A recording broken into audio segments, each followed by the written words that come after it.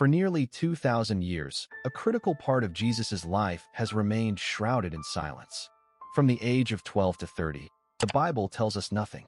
This 18-year gap, often referred to as the lost years, has puzzled scholars, theologians, and spiritual seekers alike. But what if this silence was intentional? What if these years weren't lost, but hidden? According to Edgar Cayce, the sleeping prophet, Jesus didn't vanish into obscurity. He embarked on a sacred journey to unlock the mysteries of the soul. Cayce's trance readings suggest that Jesus studied in India, Egypt, Persia, and Tibet, guided not only by earthly teachers, but also by celestial beings and even the spirit of his earthly father, Joseph. In Luke 2 verses 41 to 52, Jesus is found astonishing the elders in the temple at age 12. Then, nothing. Until suddenly, he re-emerges at age 30, radiating divine insight and healing power. What transformed him? Esoteric traditions and ancient manuscripts suggest that during this time, Jesus was not just preparing for ministry, he was undergoing the most intense spiritual training imaginable. Cayce emphasized that these years were crucial for Jesus to fully realize the Christ consciousness, a state where the soul awakens to its divine nature and aligns with the universal source. And according to Cayce, this journey wasn't exclusive to Jesus. It's a path we're all called to walk, a gradual awakening from ego to essence. So the question is not just where did Jesus go? It's what did he discover? And what does that mean for us today? If there was one place on earth that could have prepared Jesus for his divine mission, many believe it was India. During the years hidden from the gospel, ancient legends and controversial manuscripts describe a young spiritual seeker, known as Isa, who journeyed through the sacred lands of India. According to the 1894 book The Unknown Life of Jesus Christ by Russian traveler Nicholas Notovich, Jesus lived among Brahmins and Buddhists, studying the Vedas and the Dharma. But this wasn't just historical rumor. It echoed something deeper. Edgar Cayce confirmed in his readings that Jesus indeed traveled to India, and there, encountered both inner trials and outer teachings that shaped his soul for its divine purpose. In places like Varanasi, the sacred city along the Ganges, Jesus is believed to have meditated with yogis, learning about reincarnation, karma, and the illusion of the material world. These teachings, centered on inner stillness and detachment, would later reappear in his parables and sermons. And in Kashmir, nestled among the Himalayas, it is said he studied with Buddhist monks, learning mindfulness, compassion, and the silence of the awakened mind. What was Jesus truly learning in India? According to Cayce, he was reclaiming what the soul already knows, that liberation doesn't come through domination or ritual, but through union with the divine, through breath, through surrender, through love. And India, with its timeless spiritual heritage, gave him the language and practices to deepen his Christ consciousness. This part of his journey wasn't about conversion, it was about expansion, about integration, about understanding that truth has many forms, but one source. Could this be why, when Jesus later said, "The kingdom of God is within you," it resonated so deeply across cultures and centuries? Because maybe, just maybe, it was born in the caves and temples of ancient India. After India, Jesus' journey led him higher, into the silent, snow-capped peaks of Tibet. Here, surrounded by vast skies and ancient monasteries, he immersed himself in the teachings of Tantric Buddhism. But this wasn't about rituals or dogma. It was about energy, awareness, and transformation. According to ancient Tibetan manuscripts and supported by Cayce's readings, Jesus, referred to as Isa, spent time among lamas and Bon masters. These teachers introduced him to the mysteries of breath control, subtle energy channels, and the art of dissolving the ego. Why Tibet? Because it taught him the most paradoxical spiritual truth. That true power is found not in accumulation, but in emptiness. Not in control, but surrender. Not in being someone, but in being no one. This idea, radical even by today's standards, was essential for Jesus to transcend duality. He learned the mechanics of detachment, not as cold indifference, but as a form of sacred compassion. He was trained to see through illusion, to sit in silence without grasping, to witness pain without identifying with it. These teachings would echo later when he told his disciples, "Deny yourself, take up your cross, and follow me." Could it be that cross wasn't just literal, but symbolic? A tantric symbol of dissolving the self, dying to the ego, and awakening to divine consciousness?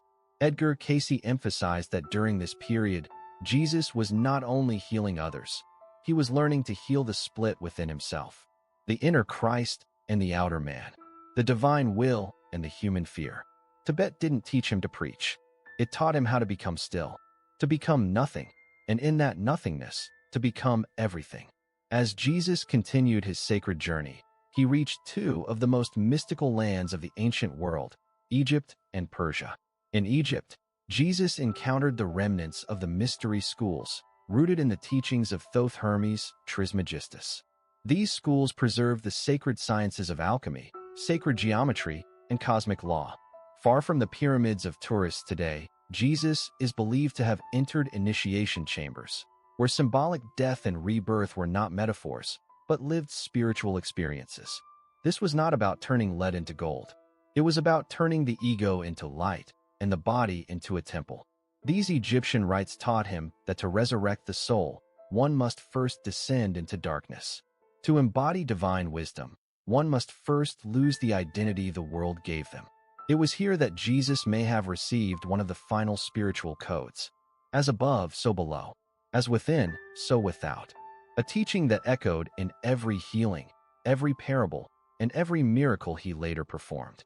In Persia, Jesus met the Zoroastrian Magi, guardians of a sacred dualism, light versus darkness, truth versus deception, soul versus shadow. These sages introduced him to the eternal struggle between divine alignment and material temptation. They didn't just teach doctrine, they taught choice.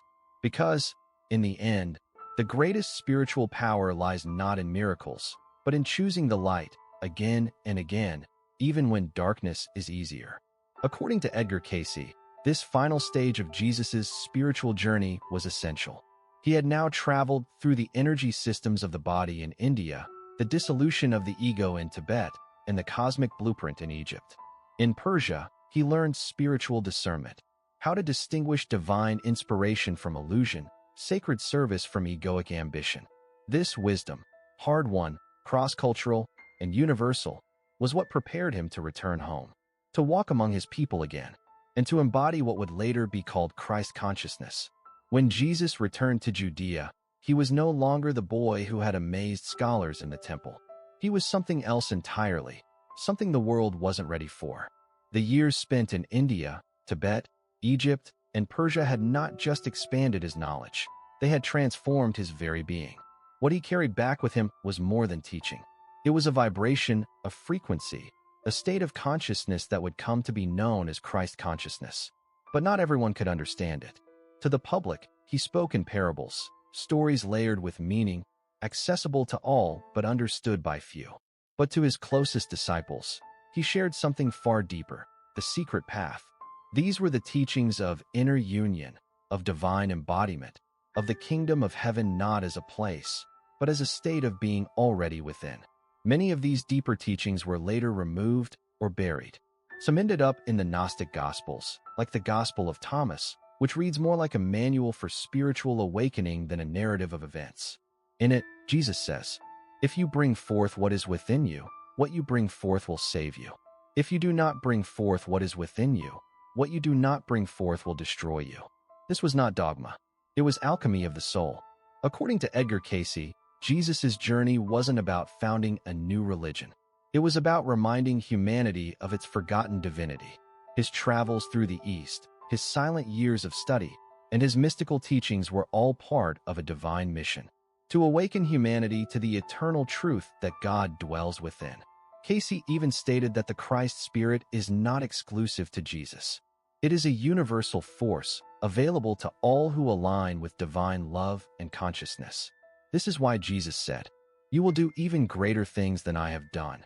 Because Christ consciousness wasn't meant to be worshipped, it was meant to be activated. The lost texts, like the Dead Sea Scrolls, the Nag Hammadi Library, and ancient Tibetan manuscripts, all hint at this truth.